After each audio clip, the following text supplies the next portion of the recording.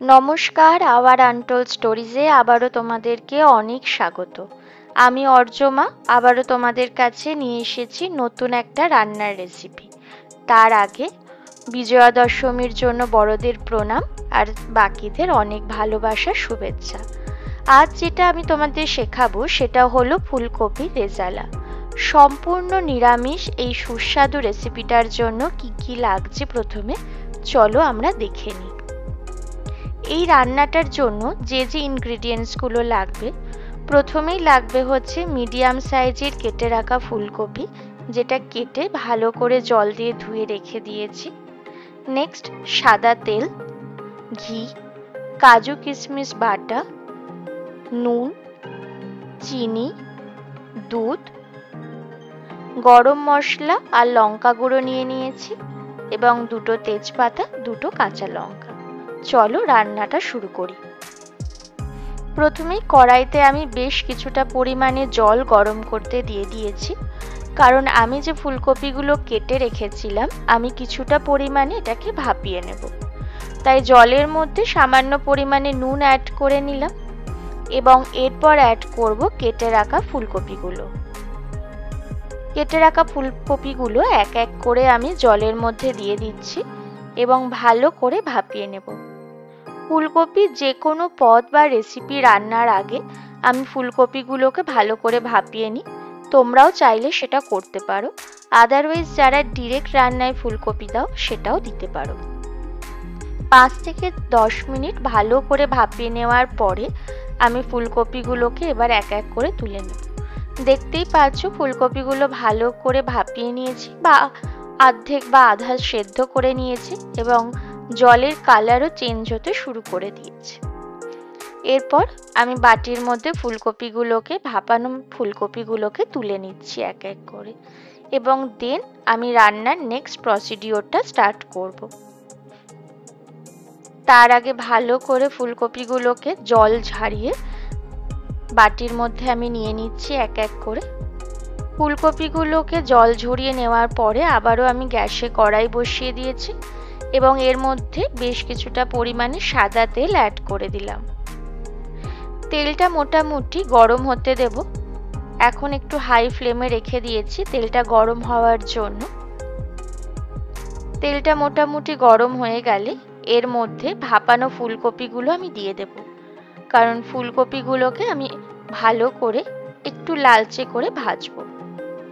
দেখতেই পাচ্ছ 3 থেকে 4 মিনিট ভালো করে ভাজার পরে ফুলকপির কালারগুলো একটু ব্রাউন বা লালচে হয়ে গেছে। এরপর আমি ফুলকপিগুলোকে আবারও একটা পাত্রের মধ্যে তুলে নিচ্ছি। রেজালা বানানোর জন্য এই রান্নাতে কোনো রকম হলুদ ইউজ করব না, যেহেতু এটা হোয়াইট গ্রেভি হবে তাই হলুদ ছাড়াই এই রান্নাটা করব।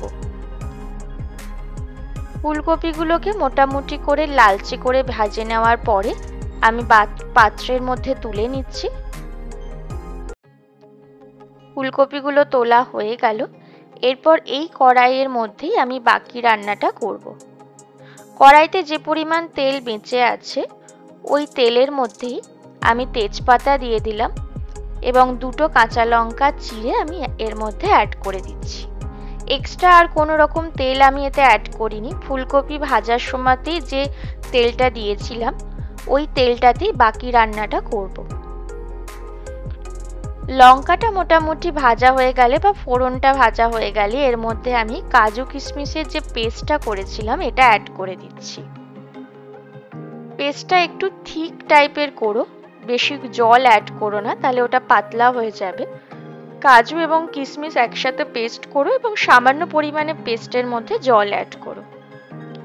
এরপর গ্যাসের ফ্লেমটা একটু লো করে দিও, না হলে তলাইতে লেগে যেতে পারে।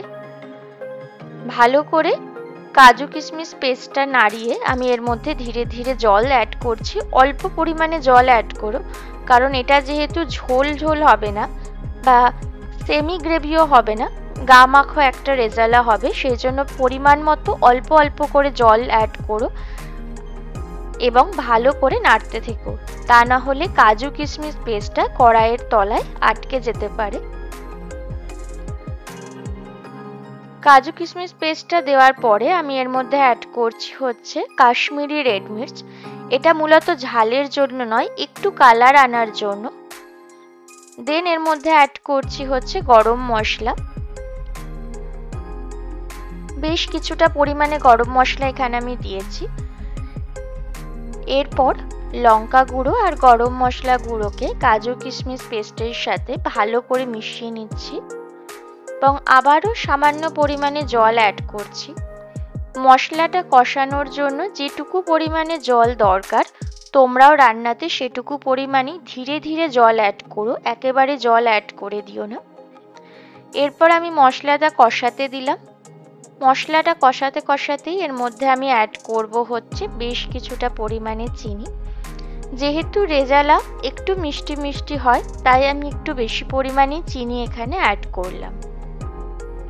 এরপর মশলাটা আবারও আমি কষাচ্ছি। আবারও বলছি অল্প পরিমাণে জল দিয়ে এবং খুন্তির সাহায্যে মশলাটা কষিও, আদারওয়াইজ কিন্তু তলায় লেগে গেলে রেজালাতে একটা পোড়া পোড়া গন্ধ আসবে, যেটা রান্নাকে সুস্বাদু বানাতে দেবে না। এরপর আমি এর মধ্যে অ্যাড করলাম প্রায় 1 কাপ মতো দুধ এবং ভালো করে মশলার সাথে দুধটাকে মিশিয়ে নিচ্ছি। ভালো করে কাজু কিশমিশ পেস্ট, লঙ্কা গুঁড়ো, গরম মশলা গুঁড়ো দুধের সাথে মিশিয়ে নেওয়ার পর কিছুটা পরিমাণে ফুটতে দেব।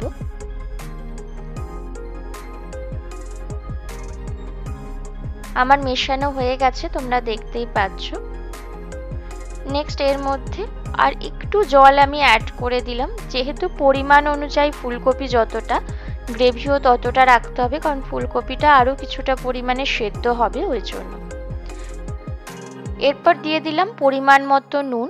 এটা তোমাদের ফুলকপির পরিমাণ বা তোমরা কতটা রেজালার গ্রেভিটা বানাচ্ছ সেই অনুযায়ী অ্যাড করো। ভালো করে নুনটাকে এবার মিশিয়ে নিচ্ছি এবং গ্যাসের ফ্লেমটা একটু বাড়িয়ে দিলাম আমি।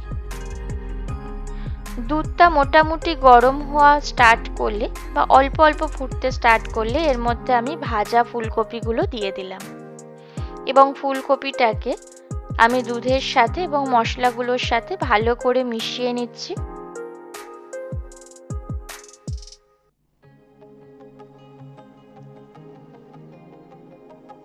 নেক্সট আমি এর মধ্যে অ্যাড করব হচ্ছে ঘি। সামান্য পরিমাণে ঘি এর মধ্যে অ্যাড করে দিলাম। রেজালাতে একটু ঘি অ্যাড করলে এর যে ফ্লেভার সেটা অনেক বেশি এনহ্যান্স হয়। এবং আর একটু পরিমাণে গরম মশলার গুঁড়ো লাস্টে আমি অ্যাড করে দিলাম। এরপর সমস্ত মশলা, ঘি এগুলোকে আবারও খুন্তির সাহায্যে ভালো করে মিশিয়ে নিলাম এবং ঢাকনা দিয়ে রাখলাম। 5 থেকে 10 মিনিট স্ট্যান্ডিং টাইম দেওয়ার পর দেখতেই পাচ্ছ গরম গরম ফুলকপির রেজালা আমার রেডি হয়ে গেছে। এই রেসিপিটা বাড়িতে বানিও এবং অন্যদের খাইও এবং কমেন্টে জানিও কেমন লাগলো। নেক্সট ভিডিও নিয়ে খুব তাড়াতাড়ি আসছি, ততক্ষণ ভালো থেকো, আমাদের সঙ্গে থেকো আর please like, share and subscribe করতে ভুলো না।